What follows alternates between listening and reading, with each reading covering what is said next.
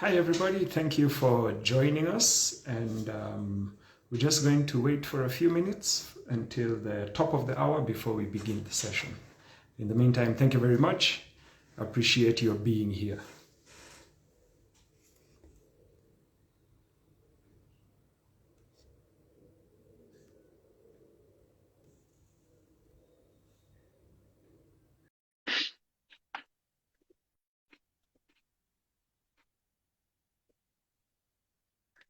As more people join us, thank you very much for taking the time to be with us today.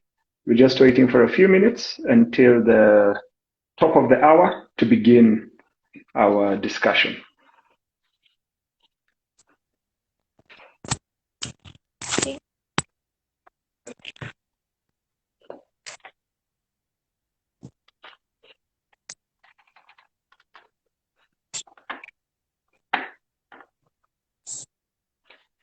I see more people joining. Thank you. Thank you very much for taking the time to come be with us today. We're just waiting for the top of the hour to begin our discussion, giving an opportunity for a few more people to join us. In the meantime, Warda, welcome on board. Thank you. Good evening to all.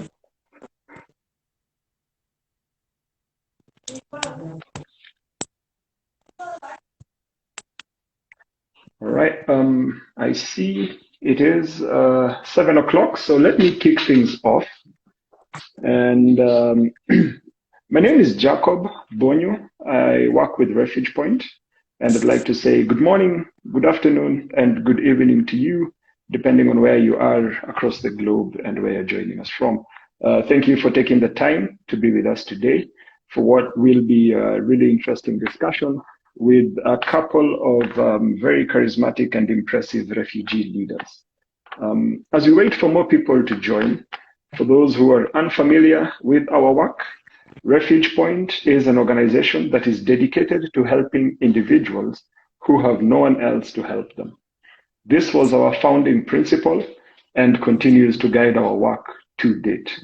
While we help shape the humanitarian agenda and support other response agencies to deliver on their goals, we keep the urgent needs and aspirations of refugees at the center of our work. RefugePoint as an organization operates in different parts of the globe with a presence across Africa, a presence in Switzerland, and a presence in the United States of America. Here in Kenya, the RefugePoint program works to support vulnerable refugees on a self-reliance journey. This support involves providing access to comprehensive services, including outreach and community navigation, food support, shelter support, healthcare, counseling, education, livelihoods coaching, and small business grants. Throughout their engagement with RefugePoint, each refugee household is assigned a case manager, and that case management approach allows us to work with clients to jointly develop action plans tailored to their needs. Once stabilized, refugee clients work towards self-reliance and graduate from RefugePoint services and assistance. And then RefugePoint starts the process afresh, looking for other vulnerable refugees to assist. I am still waiting for a few of my panelists to join. So as we do that, let me give a bit of a background about refugee-led organizations for anyone who is joining us today and might not have a background in the refugee space. Refugee-led organizations are both formal and informal organizations led by refugees themselves, which offer assistance and ways for fellow refugees to draw upon and contribute to networks of assistance beyond the means of UNHCR, the UN Refugee Agency, and partner agencies like ourselves, RefugePoint, and others across the sector.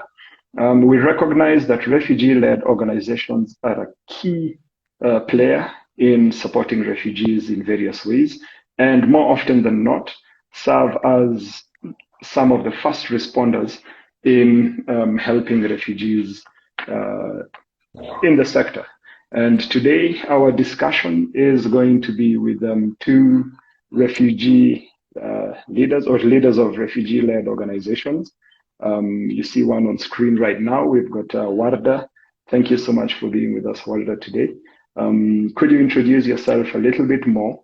Tell us something about your organization and a bit about your own role within the organization. Good evening, good morning, and good afternoon, wherever you may be watching us from. My name is Warda Ali, and currently the chair lady of Good Deeds community-based organization, which is located in particularly Nairobi, Kenya.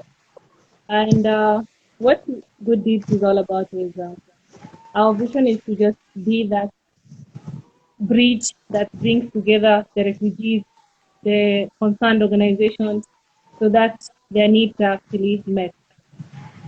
What our main objectives are basically, when it comes to things to do with identifications, guide them where they can actually get the identifications. What we mostly do is collect the names of the refugees who either are looking for ID cards or even others who have renewal issues and all that stuff. We just make a list and forward it to us. We also partner with health, with council health, givers within Italy on matters related health, create awareness and sensitization programs for the refugees alongside also the host, which basically enhances, our integration of connectivity and inclusivity with the host community. The other thing we usually do is get a list of students who, are not in school or need to be in school for whatever reasons they may have, connect them with organizations that offer these education opportunities, scholarships, uniforms, dependingly. Each particular NGO has or helps refugee students in different manners. So what we do is that we link up those the needy and the concerning institutions that actually help with the refugees in the following methods. Great. Thank you very much, Warda. And one last part that you didn't cover. What is your role in Good Deeds CBO? Basically, I'm the chairperson of the organization, and we have two Kenyans actually in our managing or the managing board. We have our treasurer is a Kenyan. Our secretary is a refugee. Basically, she's a student actually doing pharmacy.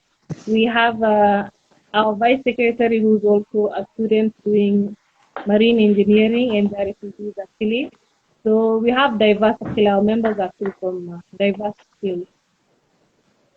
That's amazing, and always nice to see and hear that such young people are taking positions of leadership and doing amazing work. I see we have also been joined by our other panelist, Jean-Paul Kasika. Welcome, Jean-Paul. Very glad that you are with us here today.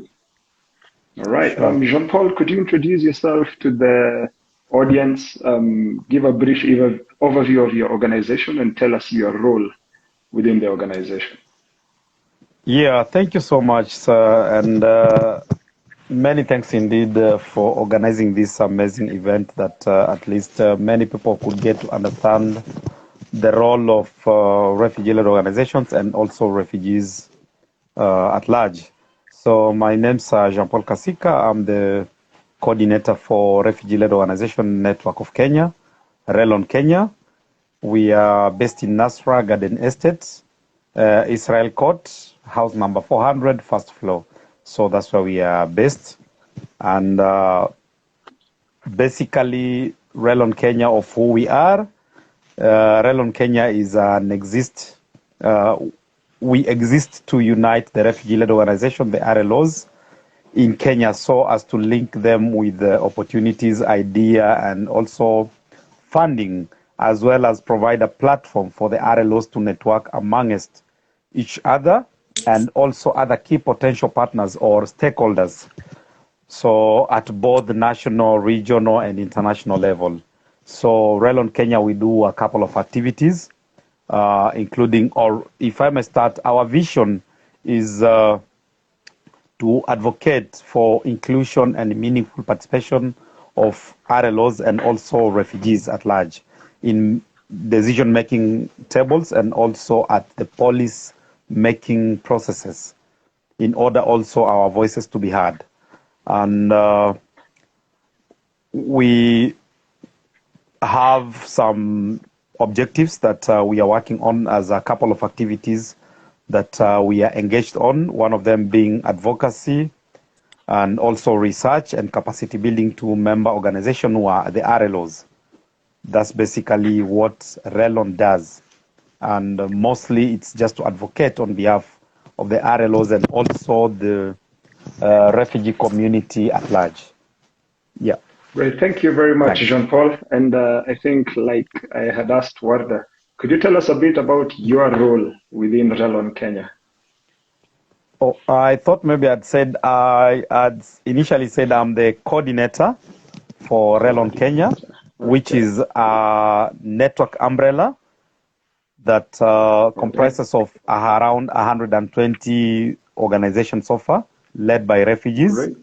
They are refugee initiatives, and I'm also part of the steering committee member at the Global Refugee-Led Network, GRN, and also the protection advisor at the global level for the GRN. Wonderful. Yeah, thank you very much, Jean-Paul. Warda, first question for you. Yes. In your opinion, why are refugee-led organizations best placed to respond to community needs? I think the fact that we are born from the refugees themselves, we are like best placed in terms of knowing exactly what our fellow refugees want, where we are ailing at, what are the proper development and help and the various risks that each and every refugee is facing. Coming from basically or being an organization that's within the community, we're able to know and basically this community is, we do go house to house visit. We know so and so has this particular problem and would need this kind of help. And I think that makes us best placed, being an RLO that can help and bring the development and the kind of assistance that our fellow refugees actually need. And the aspect of language barrier is also removed. Like within our organization, we have Somali speakers, we have Arabic speakers, a few of English speakers, Swahili speakers. So, we do help refugees other than the Somali refugees, because we have Yemeni refugees who actually come to our organization. We have even some Oromo who actually come to our organization, and we guide them through this, wherever they can help. Since we are an organization that doesn't have the funds to actually help them in the specific way they want, what we best do is we partner up and link up with NGOs that have these services that the various refugees need. Right. Thank you very much for that, Warda. Jean-Paul, coming from the perspective of an advocacy group working with about 120 refugee-led organizations, why do you think those organizations are best placed to respond to community needs? Yeah, thank you so much, JB, for that question. I think many times, many people, they wonder why we keep on advocating, especially for the RLOs, to be considered as equal partners, because we believe nobody started from top. We all started from down here, and even a child start from crawling. You keep on mentoring them until where they get to a place whereby you can now release them. They are grown-ups. So therefore, refugees, especially the RLOs, we are part and parcel of the community. So we come basically from the community. We are not strangers in our community. And being refugees ourselves, having experienced the same thing that our people are experiencing. The reason why we believe that, yes, we understand our people better than anybody else, because we come from the same background. We understand the same struggle that they went through or they are going through. It is the same struggle that even ourselves still going through. And having that experience of fleeing the origin country and now being in asylum country, We understand how difficult it is. So nobody else can understand us better than we do.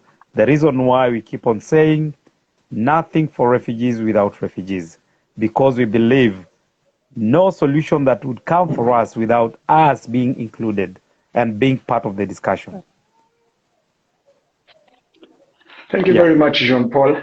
Nothing for refugees without refugees. That's a really, really strong rallying cry, and I think something that more of us should be taking into consideration in our engagements. Turning to you, Warda, could you share with the audience what the biggest challenge your organization faces while implementing programs is? Our main challenge as Good Deed CBO is the funds. When it comes to resources and the lack of resources, we are very much limited in actually implementing the programs we have at hand. So what we usually do is link up or partner up with various organizations in whatever activities we want to do. Like recent, so now when it comes to running the office and trying to implement these activities, bring together all the members of the organization also, it's tough because no one knows, they might get the monetary reward. As we all know, the economy in Kenya is tough. We're all running to get livelihood for our families. And, it's tough basically to have individuals to sit down in that office that we have, plan these things, get the donors. It's tough because at the end of the day, everyone is running to get a livelihood. If at all we would have those funds, it would have been good because we would have someone actually even, say that they would commit their time to running the organization and, getting us to achieve the visions that we had for the organization. Great. And I think it is a refrain that we have had a lot, funding just being such an important part of an organization's operations. Before I turn to you, Jean-Paul, for your perspective on this, I'd just like to remind our audience that you can ask questions as we continue. Kindly type them into the comments, or you can use the question box at the bottom of your screen. All right, so Jean-Paul, for you, what is the biggest challenge your organization faces while implementing your programs? Yeah, thank you so much, JB. I think my colleague there, Warda, has answered it very well, and they are the same. We share the same challenges. So it's like most of the RLOs. Number one, the challenges that we face, apart from funding, it is lack of recognition by some of the international organizations and also donors or funders. So number two, it's also the funding. So in terms of recognition and also capacity, which is the third one, which, yes, I don't believe that all RLOs do not have capacity. No, there are those who have capacity. But depending on the level that maybe the partners or donors would want them to be. So whereby we call upon anybody, donor partners, to partner with us so that we can capacity build these RLOs to the level that you would want them to take up some of the implementation or some of the programs that you're implementing. So if we go to the issue of recognition, most of RLO members are not being recognized by some of the international organizations. And it's well known. They are thinking maybe we are competing. We are not competing with anybody, or we are not taking their space. Rather, the way they started, and we felt like we are at a better place to address our issues by ourselves in a proper manner. The reason why we keep on saying nothing for refugees without refugees, because we understand our problems better than anybody else. And when it comes to programming, please do get in touch with the refugees on the ground so that you can consult them on what are their needs, because we believe that we know our needs better than, it's like, let me ask JB, nobody knows you better than you do. You know your needs better than true. I do. Because Yep. since I'm not in your heart, and we believe refugees, it is the same case. And that is the conflict of interest that many people are thinking that we are also competing. We are not competing. So the other issue is about the lack of funding opportunity.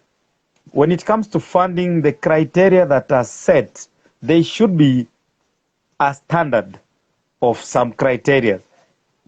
You find most of the funders and donors, they set higher standard of criteria that refugee-led organizations cannot meet. If, for instance, today you ask a refugee-led organization that maybe they registered just yesterday or the other year, you ask them for a financial statement and you don't expect them to have less than $1 million or $10,000. You want them to be above of a certain amount of money, who will give them that money? Try them first or build their capacity, then try them with that kind of amount of money, then see how they will run it. And we believe you'll be surprised. And we understand, first and foremost, let me thank you, JB, for your good leadership and also the entire refugee point management for accepting to adopt the new system that, yes, today the world has really changed. We need to adopt the system of localization, including the refugees into your programming, whereby, yes, they also have a role to play and to contribute to the success of your organization, which you have taken a step ahead. And we are also recommending maybe to other partners who are following us to follow suit and also try to have refugees on their advisory board so that at least they can tell them these are the needs that are in the community. You might sit in the office and design a program that does not suit our people, but we are at a better place to advise you. No, instead of livelihood, we needed this. Instead of ICT, we needed this. Yeah. Indeed. I think that's the major issue. Yeah. Thank you very much, Jean-Paul. And on behalf of RefugePoint, I'm humbled to accept your thanks. Warda, quick question for you. Yeah. One of the challenges that you talked about is partnerships, and I wanted to dig into that just a little bit. Could you tell us a little bit on what the nature of the partnerships has been? When you partner with international NGOs and donors, are you seen as an equal partner, or are you being brought on board as an implementer or a subcontractor? And what would good deeds prefer? What we have mainly been dealing with was more of like, we identify the needs of the refugees, or like get this, refugees who need the certain services, and then refer. Like basically that's how our partnerships are actually looking like. So we deal on referral basis. We haven't really worked on side by side with NGOs or particular partners on implementation programs. But what we have mostly been doing is whenever we have a refugee who needs counseling services, refer them to RefugePoint, refer them to Kitu. If there is a refugee who needs livelihood services, refer them to Danish, refer them to RefugePoint, refer them to Highest, whatever place they can get. So that's basically what we have been doing. I think the other partners who actually we have worked on side by side is the county health, administrators within Italy. Whenever we have programs they're actually implementing within Italy, they tend to bring us on board. Like right now, for the pandemic, we are able to, go on board, ask, the refugees to come on board for vaccinations, telling them about, yes, it's time, you get vaccinated, telling them like why they need to actually have this vaccination. And whenever we have this health related, I think we are very much on board with our health partners on the ground. But when it comes to refugee service providers like the NGOs and all of that, ours is just on referral basis, nothing other than that. All right, which is probably something that all of us should be working to change because, as you said earlier, you've got all the knowledge, you've got the intimate understanding of the community needs. And in that referral partnership, unfortunately, we tend to avoid or avoid the benefit of all that knowledge. So thank you so much for that, Warda.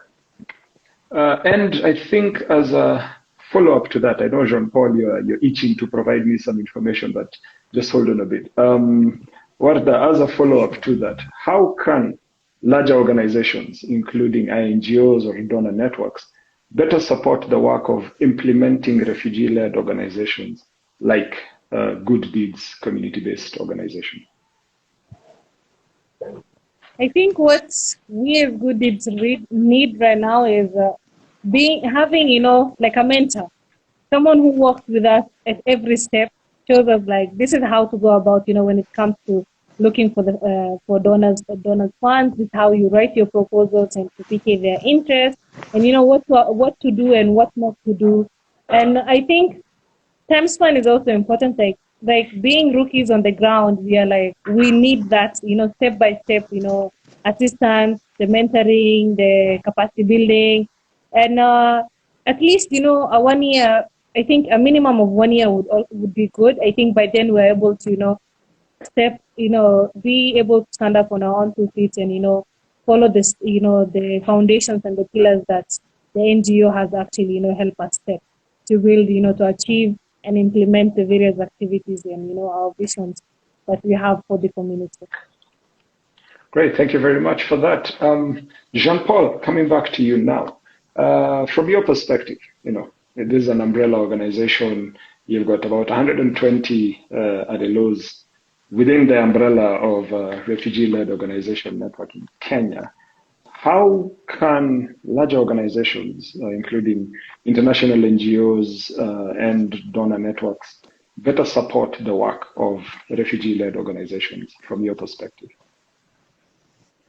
Yeah, thank you so much, JB. And I think very, very briefly, if you look at the CRRF, which is the Compact Refugee Response Framework, and Kenya being a member state that hosting also refugees, they're also part of the people who are on the forefront to champion for it and also adopting it. So, but the issue becomes implementation, and which we are also looking at the localization. How do we achieve that if we cannot work together with the refugees? We don't just work together with the refugees by involving them as mobilizers or as incentive. That is the problem that we are having today, because in many a times refugees are not being considered even in terms of employment. With many of the partner organizations today, they are still considering refugees as people who did not go to school, as people without knowledge. That's why they are involving them as only incentive. And therefore, with RLOs, refugees first and foremost, walk in the shoes of the refugees so that you can understand who are the refugees. And by partnering, it is something that we cannot avoid. And we really encourage the way today RefugePoint and other few partners who are now trying to believe in the refugee-led organization and give them a benefit of doubt and see what they can do before you can judge somebody, and yet you have never tried them. It is obviously wrong. Try them first. If you have some doubt, have a deep conversation with them and give them some little funding and see how they will work on it, how they will use it. The other, if I'm also say, yes, for the very first time, the organization that trusted in the RefugePoint, and you gave us a good amount of money that enabled us to conduct some of our activities, and we were able to report back to you. So with confidence that yes, you believed in us And we also took responsibility and did the very honorable thing and reported back to you as expected. So the same way we would encourage other donors, other partners, refugee-led organizations should be considered as equal partners like any other partner. But the kind of criteria that they set, it should somehow change in order also to fit for the RLOs to apply for the same grant like any other, whether local or international donor or partner. So my call is that yes, trust in us and believe in refugee-led organization. We have the same capacity like any other individual, like any other partner. So come out, do not fear, partner with us, or come at the network so that we will show you the way to go, because we will be able even to subgrant and follow up with our member organization. If they do not have capacity, we will partner with any other institution that can provide that kind of capacity building that they need in that respective field, which we know RefugePoint is also developing a program that they will train members of the RLOs on a certain issues depending on their demand, and which we really encourage other partners to also join you guys and see how refugee-led organization can do. All right, thank you both for some really strong and important messages. Take a step, provide mentorship. It does not have to be funding. Believe in refugee-led organizations and their vision and support them to be able to achieve that. I'm hoping that any colleagues of ours who are joining from other organizations are also listening to those messages. And Jean-Paul, on behalf of RefugePoint, again, thank you. We are more than happy to have been in a position to support the work that you are doing. I'm going to shift just a little bit because we have some comments that have come in and questions. Let me share them with you. Atishimwe Marie has said, I agree with the panelists. Funding is a great challenge. Recognition is also a big challenge. Refugees should be seen as service partners rather than mere beneficiaries. A question that I believe should be yours, Warda, coming from Becky 913-2021. How do you ensure inclusion of minority refugee groups? With us as a Goodit community-based organization, we are not just limited to Somalis. Okay, we know easily we have many Somali refugees, but we also have the likes of Yemeni refugees. We have some Oromos, and so basically what we have on board is like we have some of our members are able to attend to the needs because due to the language issue, like we have Arabic speakers, we have also Oromo speakers on our community. I mean, the members of the organization. I think with that we were able to at least widen our scope and our reach to at least even the not really how do I say the refugees who are not actually that many within our community, our environment right now. Great, thank you very much for that. Another comment from Mary Kamau 473.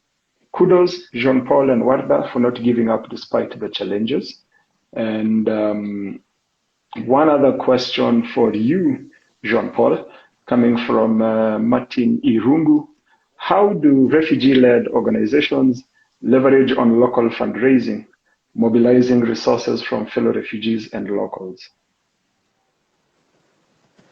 Yeah, thank you so much, Martin, for that question. And maybe very briefly, as you understand, we are living in difficulties, especially when you ask from local, particularly the refugee community themselves. And as Warda said, some of the RLOs, including Jamari, is on call and can attest to this. Where we started and to where we are, it is because of own initiatives, the contribution that comes from the member. because if people believe in you and they believe in the vision that they have, then you can achieve a lot. And the reason why you will find the little contribution, especially during the COVID, and most of the RLOs, after we discovered that, yes, our Kenyan brothers and sisters who've been cushioned by the Kenyan government during the COVID, we try to mobilize resources from our own people, especially those who have been resettled. They've been able to support with the little they have so that we could share with brothers and sisters, not only refugees, but we went to an extent of even supporting the Kenyan families without discrimination. And I can attest many of the RLOs today, they would tell you for sure, they have gone beyond what they're supposed to do, beyond their mandate. And we try to have some sort of program exchange between the RLOs, refugee-led initiatives, and the CBO led by our Kenyan brothers. We discovered there is a big gap whereby they are also trying to draw some lessons from the RLOs on how we operate. So at least in that respect. And also trying to get some well-wishers who supports and believes in our work. But mainly the donors and funders, they were still having that fear. But it's only that today, a few are believing in us. And we could see a few partners who are now trying to support the work of RLOs and giving them full mandate of implementing some of the big programs. And after the results, now it's some of the partners and funders, though they are still holding up and having that fear. But I believe there is more to come. And on our behalf, we are asking also, including RefugePoint and other partners, please be on the forefront and support the work of RLOs. Be Absolutely, the first people in Jean-Paul. some of the small programs. Partner with them. You'll never be Absolutely. disappointed. And I think also for those who are joining us in the audience, that message is definitely ringing home and ringing true. Earlier on, you all mentioned, something around COVID. And I think the time we find ourselves in right now is a weird storm. We've had COVID and the effects of just varying levels of transmission.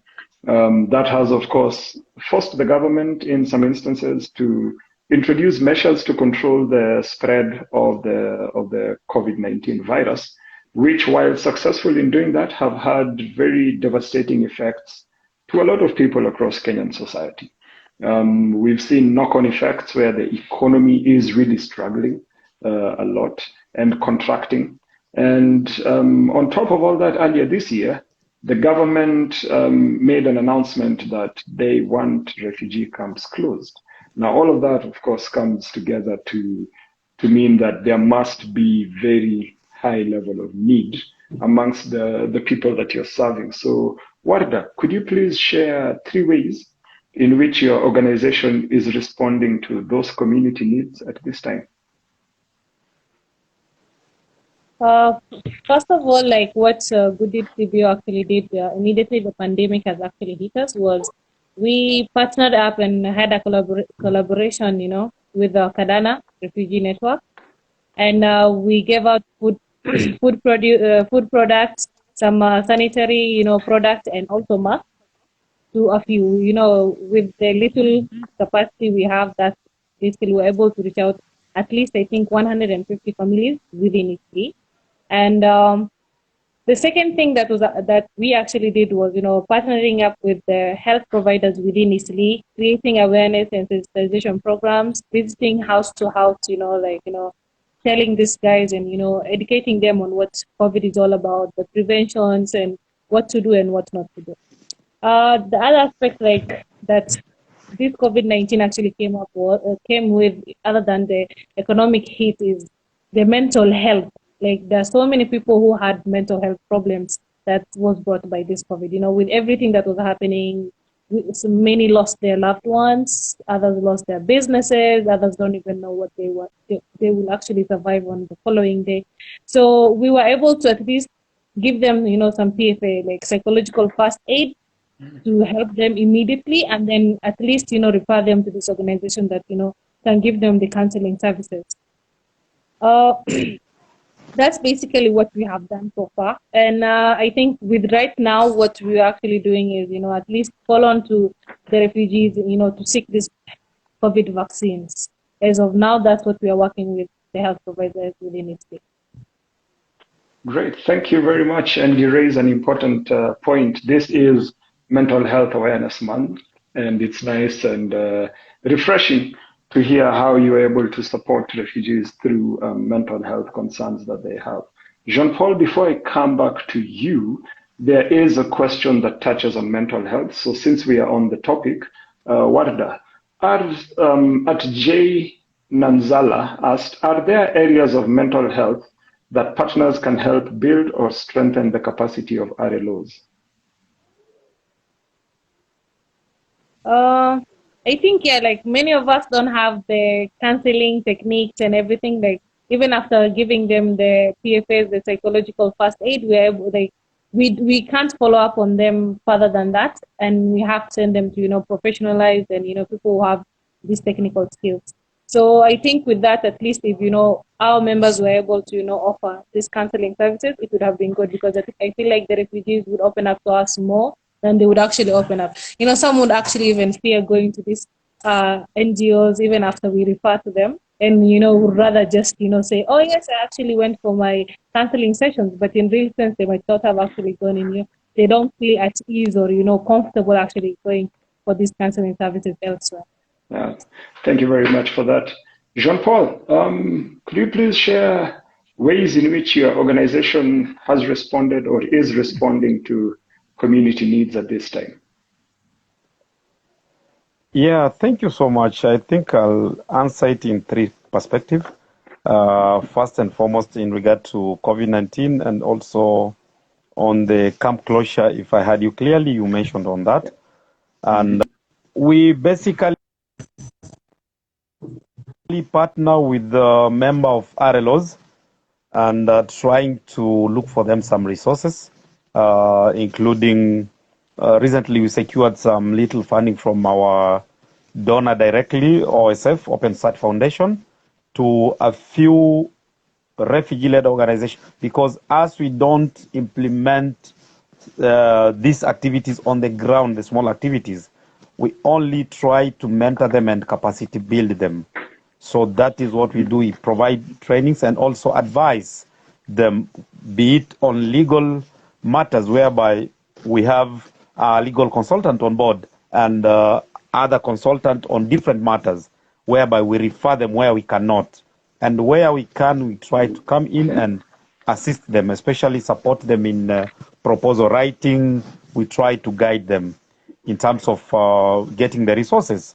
So they've been able to get some funding through RELON Kenya, and they assisted quite a number of families, especially in Nairobi and also Kakuma, Dadaab. We were not able to secure some funding for member organization because we were only limited to give to 3 organizations, that 2 were in Nairobi and 1 was in Kakuma. So we assisted them through that, which they were given food, clothes, and some sanitary towels, and also some COVID-19 protective gears, so including masks, sanitizers, and so forth. So when it comes to camp-related closure, yes, camp closure, there is a lot of uncertainty, and we would not want to speculate on that, despite of the bill, yes, having passed the way it came from the president with all the reservations. Yes, we believe 95% of that bill is good, but that 5% we are yet to see until the implementation.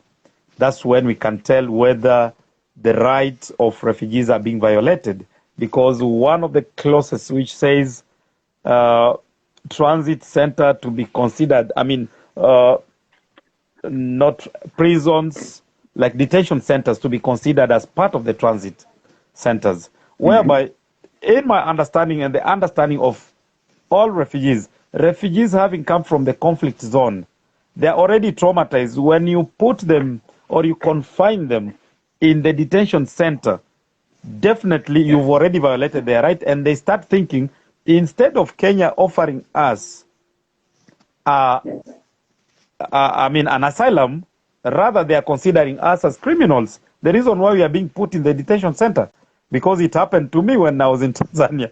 When you are taken to a detention center, we thought now our life is over, because the kind of treatment that you are given there, same of the inmates.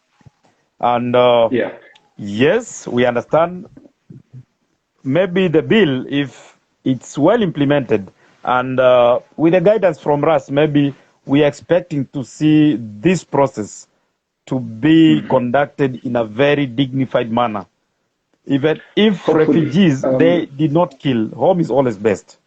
And we believe, absolutely, yes, when it comes to repatriation, it should not be forceful repatriation. So absolutely, it should be let me just jump in briefly and provide a bit of background for the audience. Jean-Paul is referring to a government announcement that was made earlier this year in Kenya that there is the intention to close both refugee camps in the country. There has not been a lot of clarity since that announcement was made, so we are not very sure exactly what it means. And we are hopeful that in the short term, we will get a bit more clarity. At the same time, there is a refugee bill winding its way through the legal process of being drafted and approved.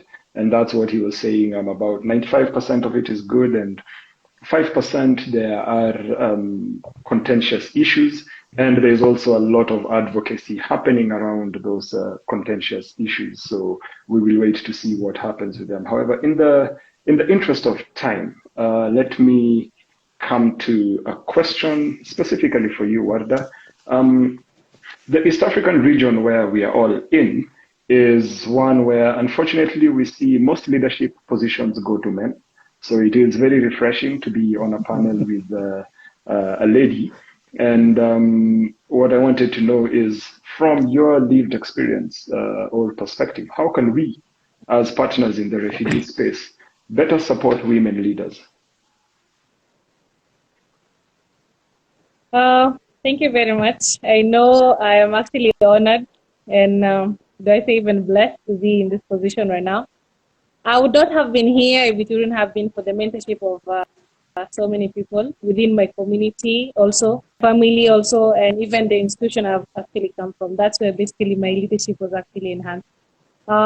Being a USIU graduate, I was able to, stand out and, even take these leadership positions because, we were built, and then we had, I was actually equipped with the necessary knowledge, the skills, the soft skills and everything, to be able to, stand out and speak for the less vulnerable and all. Like, I know many of us women, we are tied back by, most of us actually were tied up by families, by children, others are actually married off at a very early age. So, they have so much to deal with, even rather than thinking about even leadership positions and all of that stuff.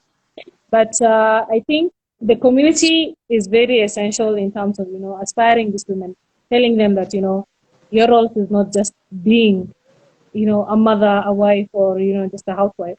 Rather, you can actually come up and do something other than that. It's more of like creating an identity for yourself, which was very important. So the community is basically essential when it comes to, inspiring these young ladies, telling them that, there's more that they can actually do than just being confined in the four walls of their house. And even, the international bodies, like training these women, from a young age is very important because, it's hard to change the mentality of a very grown-up woman, telling her like, oh, there are these leadership positions that are actually open because, she wouldn't see the need of that because already she has that life that has been set up for her from such a young age. But our new upcoming generations, it's time, we mentor them and tell them that or guess what? Like, being a woman, you're able to actually do much more than you think you're actually able to do. So capacity building, the support, the mentorship is very important. Wonderful. Thank you very much for that. And we have got two more audience questions. So the first one, I think I will direct to Jean-Paul. From Ishimwe Marie, what future do you hope for as far as your work is concerned?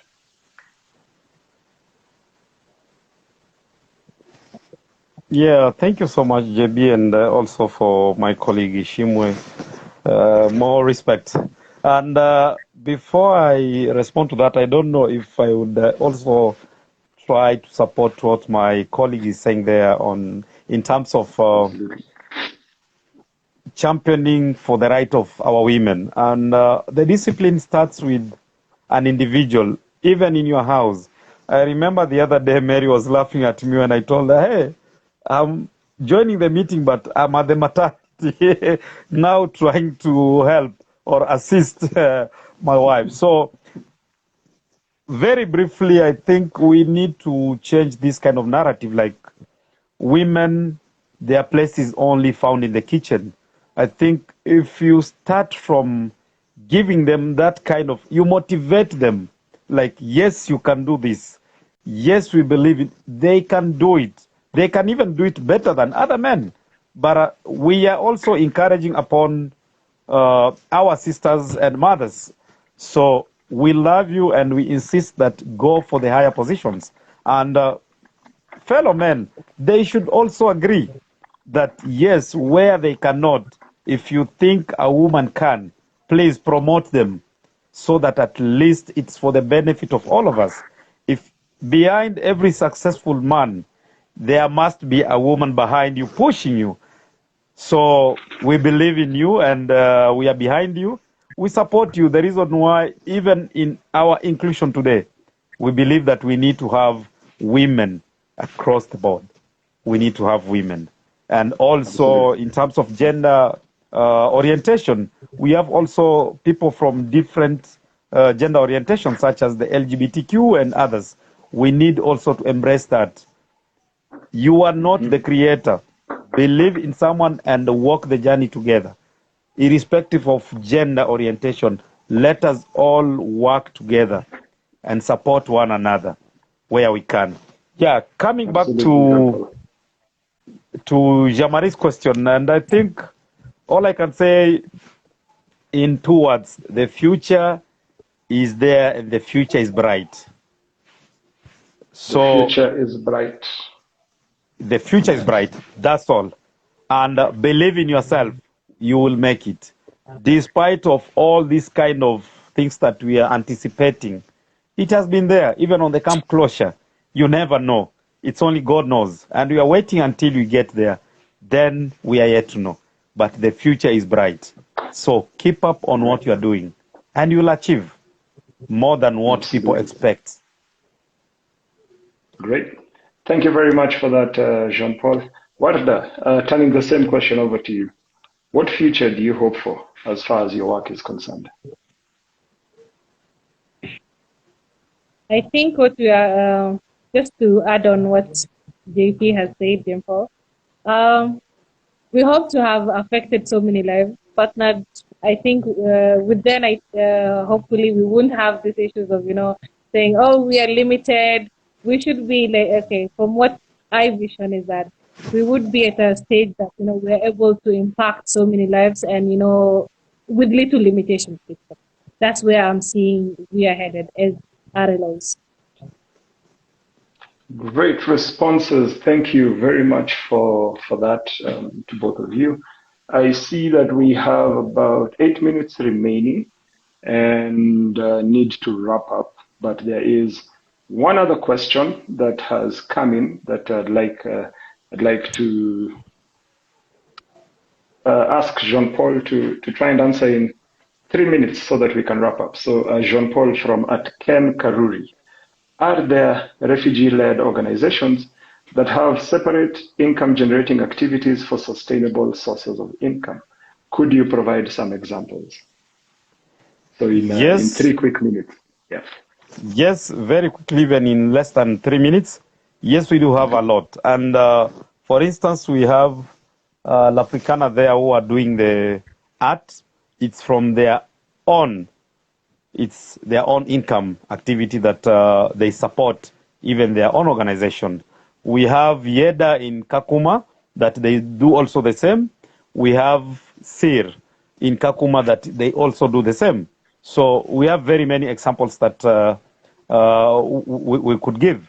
And we also have another one, Jump 7 Feet Over in Kitengela, that they also have some income activity that they do for themselves that are not supported by anybody else.